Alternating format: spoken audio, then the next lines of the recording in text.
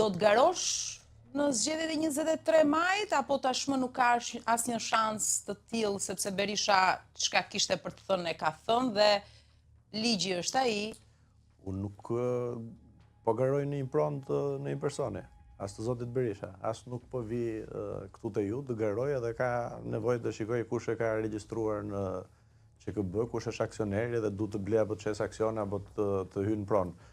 Unë jam në politik, në një hapësirë publike, në një pronë publike, në një pasuri të shqiptarëve, siç është Partia Demokratike e Shqipërisë, jam kontributor, sakrifikues pa diskutim dhe njëri që kam dhënë rezultate politike, po themi fituese për Partinë Demokratike kur kam garuar përballë qeverisë.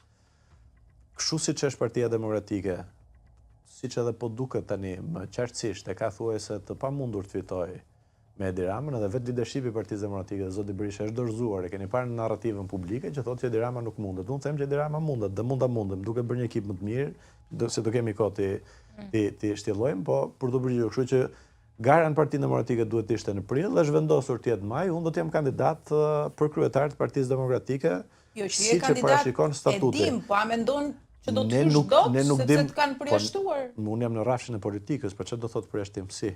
Pra, politika ecën mbi disa parime. Si më pjesë e Partisë Demokratike, sepse ka ca rregulla të brendshme që ti mund të kandidosh.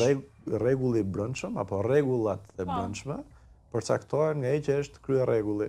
Që është demokracia e para, e dyta, nga kushtetuta e partisë. Kushtetuta e Partisë Demokratike është statuti i Partisë Demokratike. Statuti i Partisë Demokratike përcakton që kryetari që nuk e bën Partinë Demokratike fituese mbas zgjedhjeve të përgjithshme, mbas shpalljes së rezultatit zgjedhor, humbet mandatin në mënyrë të menjëhershme dhe nuk ka drejt rikandidojë. Pra këtu me rregull nuk kandidon dot zoti Berisha. Pra ja që është shkelur rregulli që thua ti, pse nuk do të shkelet edhe për ty? Nuk e dim, ta shikojmë. Ka institucione. Pra po unë i qëndroj logjikës institucionale. Institucionet ke thënë vetë që nuk do t'i ndjekësh sepse nuk do t'i bësh shefin. Janë institucionet e partisë, pari. Së dyti, unë nuk i ndjek, po kjo nuk përjashton që mund të ndjekë njerëz tjerë. Pra, statuti i Partisë Demokratike është i regjistruar, siç Partia Demokratike është e regjistruar në regjistrin e partive politike. Në gjykatën e Tiranës, po s'ka nevojë, një antar mund të bëj një padinj gjykate dhe këtu nuk është problemi se si apo kush i bën dëm njëri tjetrit brenda partisë.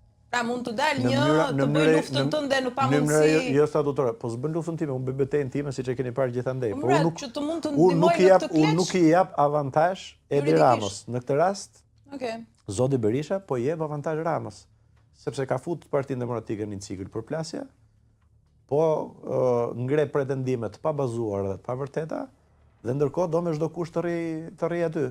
Tani ka vetëm një zgjidhje kjo punë. Nëse do të kishim normalitet. Për shkak se zoti Berisha, po themi, ka kontribute të rëndësishme në Partinë Demokratike në 35 vite, ta ndryshonin, pra duhet ta ndryshojnë atë statutin, dhe të bëjnë garë, po pa garë kjo punë nuk ecën. Çfarë zgjedhje ka? Se ju thatë që do të garojë zoti Berisha me kë? Do garojë me veten. Ç'garë ka aty? Aty pastaj ka uzurpim, pra që ta përdorim shqipen tamam, mos përdorim terma si ata, i vetë përjashtuar, por ndërkohë unë i vetë përfshirë. Pra si vetë përjashtimi bëhet nga vetja dhe gara. Gara është me dikë përballë dhe nuk e zgjedh kundërshtaren. Si e zgjedh, si e bën garën, zotëria? Çfarë gare ka këtu? Këtu ka uzurpim. Unë po e mbaj peng. Po të kisha ardhur me një armë, ju mbaj peng këtu, live, rrim ca kohë, derisa të vinë të na largojnë.